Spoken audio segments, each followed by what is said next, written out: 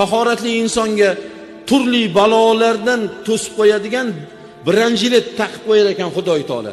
Tahoratli insonga hech qanaqa balo, hech qanaqa dard tahoratli paytda kelmas ekan. Shuning uchun Musa alayhisolatu vassalomga Tavrotda ey Musa, agar betahoratli holatda uxlagan paytingda kechqurun bir dard, bir baloga yo'liqqan bo'lsang, sen uni o'zingdan ko'rgin degan ekan Xudoy taolo.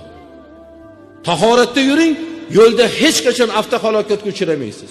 Hech qachon falokatga yo'liqmaysiz. Chunki Alloh taolo muhofaza qilib qo'ygan farishtalar bilan o'rab qo'ydi tahoratli insonni.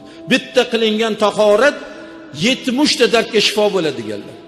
Man jaddadal vuzu'a jaddadallohu iymanahu. Kim tahoratini ustiga tahorat olibdi, Alloh taolo uning iymonini yangilabdi deganlar. Nimasi yomon? Tahoratli yurgan inson pok yuradi.